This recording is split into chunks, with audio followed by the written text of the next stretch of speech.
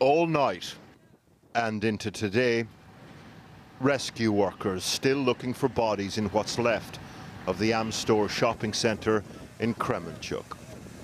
18 people are confirmed dead, but authorities have said they don't expect to find anyone else alive in the rubble. And 36 people are still unaccounted for. Russia says the shopping centre wasn't the target and was empty anyway. Tell that to the people lined up at a nearby hotel, registering the names of the missing. Or to Ludmila and her husband Mykola, who were shopping at an electronics store inside when the missiles hit. І по тілу б'є, щось б'є, осколки це чи що це падає, все просто розриває щось. І потім приземляєшся і, не знаю, може без сознання, може сознання, я навіть не поняла нічого. Я відкриваю глаза і тут дві якісь плити, типа людей, мужчин, да, обгорівших, 4, женщина. оборвані, в крові повністю, там дівчинка якась падала, ми її піднімали, виносили, тягнули ту дівчинку, вона падала, сознання теряла. Це вже не важливо, важливо, що це дуже страшно. Хай дівчата з Польщі з дітками, хай ніхто не вертається, не треба. Хай остаються в якоїсь безпечності. More details are emerging about exactly what happened yesterday. There were, for example, more than one missile. Kremenchuk in the Poltava region is in central Ukraine on the banks of the river Dnipro. The Amstor shopping centre is not far from the Kredmash industrial complex, which appears to have been the target of some of the missiles fired. One of the reasons we know this, CCTV around this reservoir and park captured the strike as it hit the plant next door. Just before 4 p.m, people react to one strike some distance away, perhaps the shopping centre. Seconds later, an explosion much closer at the plant.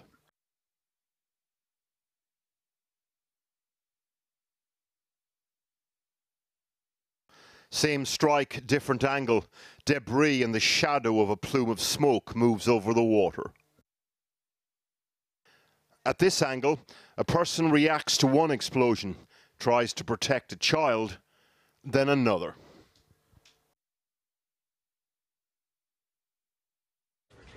This is the destroyed plant next door.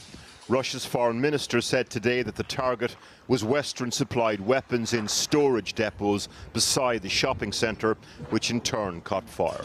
Министерство обороны России очень четко и понятно разъяснило, что на самом деле произошло. Бомбили ангар, куда прибыло американское и европейское оружие и боеприпасы. We do not know whether weaponry was being stored nearby or not. We do know that the shopping centre itself took a direct hit. Multiple witnesses testify to that. According to the Pentagon, there have been over 60 Russian missile attacks in Ukraine in the last 4 days. Part of the reason, retaliation against sophisticated American-supplied rocket systems, HIMARS, which are starting to make a difference on the battlefield. These pictures, released a few days ago, show Ukrainian forces using them.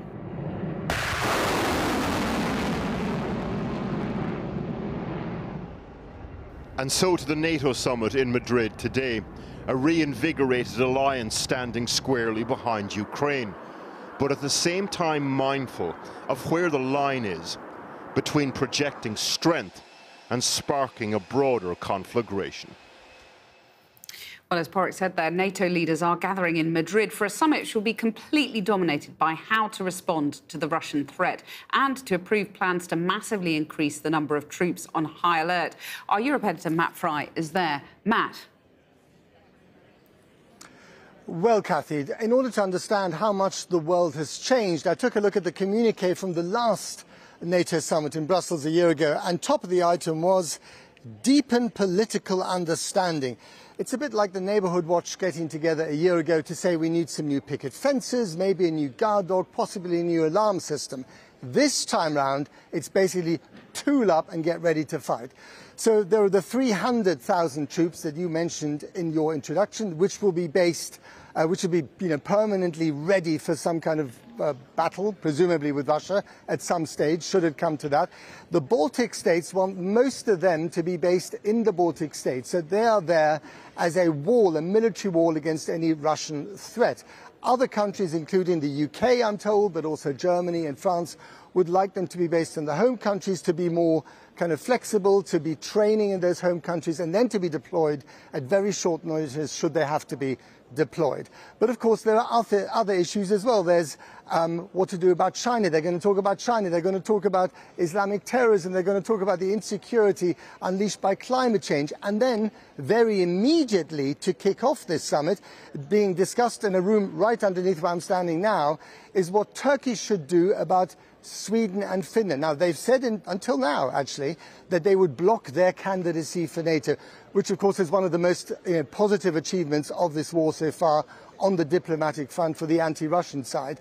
We're being told that there's a buzz downstairs that Turkish veto against Finland and Sweden might be lifted to kick off the summit. If that indeed were to be the case, that would be a really big deal, that this community, this military community, as you said, the mightiest military alliance in history, is indeed united, has two very important new members, lengthens the front line between NATO and Russia, but at the same time, get ready to much higher military spending for the foreseeable future.